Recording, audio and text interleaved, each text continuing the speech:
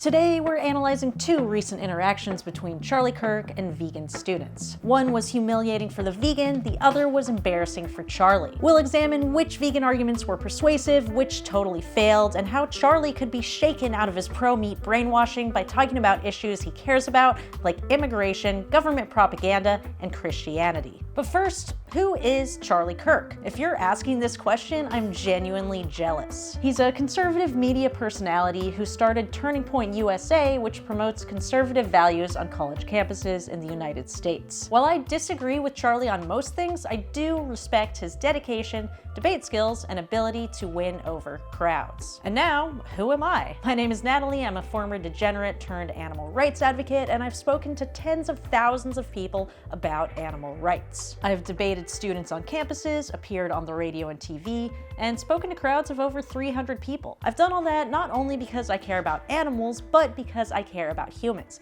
And I think animal farming is the greatest threat to the future of humanity, but more on that later. We'll do a quick summary of what happened, contrast the way the vegans bring up their points, see if we can debunk Charlie's arguments. I'll share how I wish Charlie had responded, which may or may not have something to do with Ben Shapiro. And at the end, I'll tell you the question that I think you should ask Charlie if you ever get the opportunity to speak with him. This is Adam. He's in Boulder, Colorado, and I'm going to be as nice as possible because I don't know him. I also think doing this takes a lot of courage, and anything I say isn't meant to criticize him, but to make him a better advocate in the future. Unfortunately, he gets off to a rocky start, and it all goes downhill from there. So I want to ask you, what do you think about veganism? Vegetarianism. I am not a fan of veganism, but you have a right to be vegan, obviously. So let me clarify. Yeah. You on abortion, you support pretty much banning abortion in most situations. Yes, but humans are not rabbits. Adam's first mistake was mentioning veganism, which is a sure way to turn everyone against you. One study found that vegans are the second most hated group of people other than drug addicts. Contrast this with how Ryan, who I know personally and think highly of, brings up animal rights. For a Republican Party that prides itself on personal responsibility, protecting the sentient unborn, and free markets, I was curious your thoughts on animal rights, just because the government subsidizes animal agriculture far more than fruits and vegetables and plant foods, which inhibits the free market and ends up slaughtering lots of animals. And animals are also sentient beings like the unborn. So I was curious your thoughts on all of that. He shows that he understands Charlie's values of personal responsibility, respect for life, and the free market. Most importantly, he doesn't mention veganism. Let's talk about body language. This is a nerve-wracking situation for the students. Charlie's done this thousands of times. The crowd is made up of his fanboys, and he has ultimate control over the interaction. Obviously, the students are nervous, but that doesn't mean they have to show it. Adam reveals how uncomfortable he is by speaking too quickly, shifting around like he has to pee, and using his phone as a shield. Meanwhile, Ryan comes across as confident, even though he felt nervous. He told me he intentionally lowered his voice, which is an easy way to come across as more self-assured than you actually are. Because he seems comfortable, it makes the audience more comfortable and receptive to his ideas. Meanwhile, Adam comes across as untrustworthy, so people will take him less seriously without even realizing why. Charlie responds to both questions with the same argument. The question is first, is an animal a human? No. But humans are not rabbits. Yes, so and humans are not deer, and humans are not cows. Okay. Animals aren't humans, so we don't give them rights. Adam then goes into a form of name the trait, trying to show that Charlie is hypocritical and prove that there is no moral distinction between animals and humans that justifies the difference in treatment. Most animals, most adult like cows, pigs, chickens, they're more intelligent than fetuses and little children, small infants. I can't believe I have to answer this. Can I answer? Maybe. So then which one has reason and a soul and can make sense of the natural world, aka an elevated being worthy of protection? But that's a cow or a human being? That's not a good argument. That's like saying mute humans that are born that are without the ability to speak can't have rights. Predictably, it does not go well. Ryan, meanwhile, instead of comparing farmed animals to humans, compares them to animals that most people already have empathy for. Dogs and cats. I mean, we already have rights for animals, for dogs, cats, and even for some farm animals. But do you get First Amendment protections for your dog? Can your dog own a firearm, right? No. No, of course not. I mean, in terms of what rights we give to animals, of course we wouldn't give animals the right to drive a car or vote because it's not relevant to them. But Yes. the rights that would be relevant to them are basic negative rights, the right not to be mistreated or killed. Another stark difference arises when the students bring up animal cruelty. When Adam brings up what happens in the dairy industry, he comes in a little too hot. What about milk? But animals are all the time. Cows are Look, it's true that cows are for milk. In fact, until recently, because of the bad PR it got, the dairy industry referred to the area where cows were forcibly impregnated as the rack. But you can't just lead with because it's so far outside of the public's consciousness on what happens in the dairy industry. I didn't even know that cows had to have a baby to make milk until I was 30 years old. Big Dairy has convinced consumers that cows need to be milked or they'll be in pain, so if you say that cows are they're just not going to believe you. You think that cows are being I gotta be honest, Yes. I've been doing this for 12 years. I've never heard that before. Contrast this with how Ryan explains what happens to pigs and chickens. These animals that we kill on factory farms, we kill them pigs in gas chambers, we ground up male chicks alive for the egg industry because only the female hens lay eggs. All these different things is because we view animals on not having enough rights to actually protect their livelihood. Imagine if instead of saying that pigs are killed in gas chambers, Ryan had said that pigs are killed like Jews were killed in the Holocaust. People would have freaked out even though it's basically the same thing. Ryan knows his audience. The crowd is mostly young, conservative men. Are they likely to have empathy for a female animal who loses her baby? No, they're a lot more likely to relate to the males. That's exactly why sharing what happens to males in the egg industry is a more effective argument. Adam's interaction continues to devolve when he compares cows to children. They're said to be forcibly inseminated. How come that's okay, but keeping a small child is not? I would not. Yeah. I understand the point he's making, which is that children are innocent and vulnerable and deserve our protection just like animals, but you can make that point without talking about kids. I promise you, it will never go well. The last thing I want to highlight is the difference in their responses when Charlie sets up a trap. If you were a dictator, would you say we cannot kill pigs? Can I have Depends on each individual. Can I have the right to eat a steak? Their answer to this question will determine whether or not Charlie completely writes them off and Adam walks right into it. You have the right to eat a steak? No, because that involves the suffering of an animal, of an innocent life.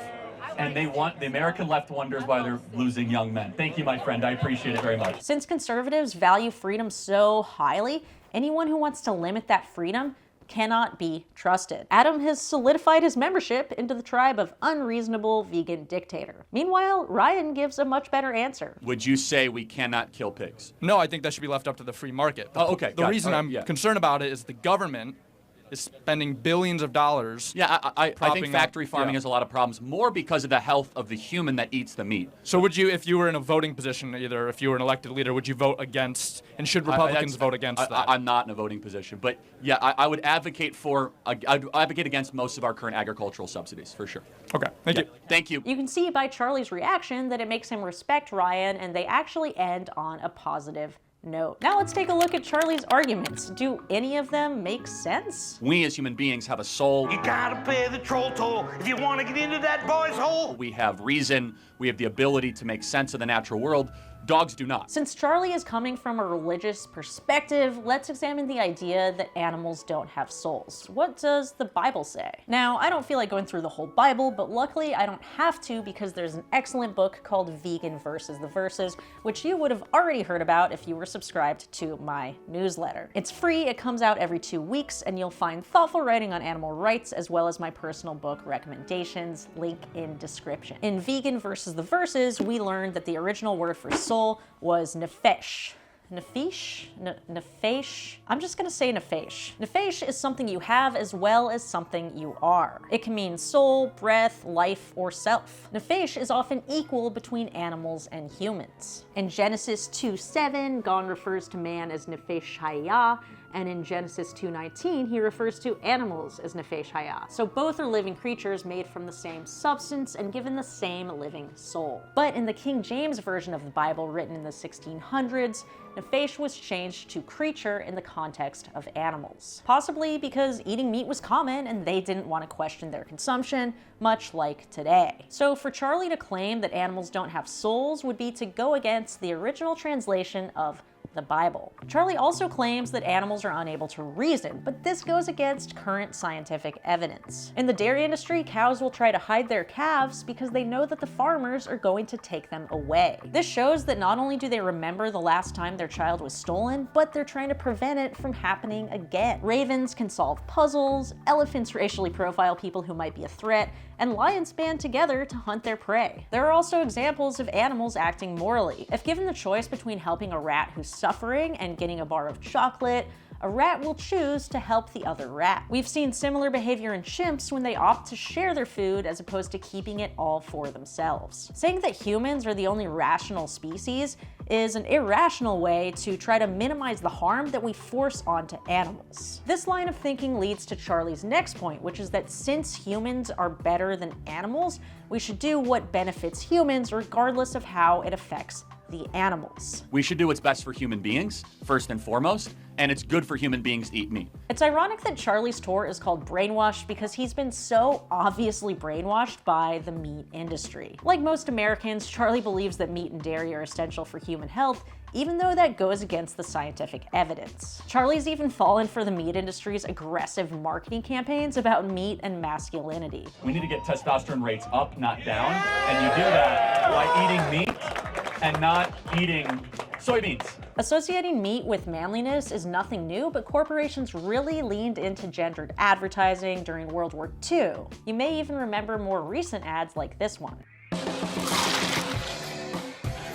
When you look at the data, vegans have similar or slightly higher testosterone levels than meat eaters, as well as less erectile dysfunction. Personally, I don't think there's anything manly about paying someone to kill a baby animal for your momentary taste pleasure. I think it's a lot more manly to protect the innocent and the vulnerable. It's good for human beings to not just eat like this synthetic fake meat that Bill Gates wants to make all day long. Charlie's concerned about Bill Gates funding soy burgers, but the amount of money plant-based meat receives is a small fraction of what the government pumps into the pockets of big meat. When it comes to public health, animal farming is a complete disaster. From increasing pandemic risk to spreading dangerous bacteria like E. coli to air pollution from farms and slaughterhouses, which kills 13,000 Americans a year. Animal farming is the leading cause of species extinction, ocean dead zones, and deforestation. It's estimated we could end world hunger with just the grain used to feed farmed animals in the United States, because it takes a lot more plants to feed to animals and then eat the animals than if we just ate the plants directly. Then there's the violence the meat industry creates. Tolstoy put it best when he said, "As long as there are slaughterhouses, there will be battlefields." Slaughterhouse workers have high rates of PTSD, depression, and substance abuse due to the unique psychological distress caused by killing animals all day. How exactly is this good for humans? Since Charlie is so against undocumented immigrants, how would he feel about the fact that a vast majority of people who work in slaughterhouses are not US citizens? Would he support deporting them if it meant that he couldn't buy meat? No matter how you look at it, the costs of animal farming far outweigh the benefits. We would have a healthier and more abundant food supply if we evolved past using animals for food. As a Christian, we're also not allowed to torture or to slaughter. That's in the Noahic covenant and repeatedly out the scriptures. We must be humane in our treatment of animals. Charlie's lack of critical thinking skills is on full display when he insists that animals should be treated humanely. He doesn't seem to realize that slaughtering animals is necessary for meat production, so I'm really not sure how he thinks the industry operates. As someone who's been inside slaughterhouses and seen hundreds of hours of undercover footage, I can promise you that animals are mistreated at slaughterhouses as well as on farms. One turkey supplier even set up a fake small farm for advertising while the real turkeys were trapped on industrial factory farms. You cannot trust the meat industry. They will always put profit over animal welfare. Overall, it's clear that Charlie hasn't seriously thought about animal rights, and instead of reacting with curiosity, he tries to make the vegans look stupid. Contrast this with Ben Shapiro, who I think had a much better reaction. The argument is that you don't have a need base for food, then maybe that's true, and if that's the case, then I would actually, I've said before, I think that there's some pretty good arguments for vegetarianism or veganism. If we're needlessly killing animals, then I would consider moving away from that.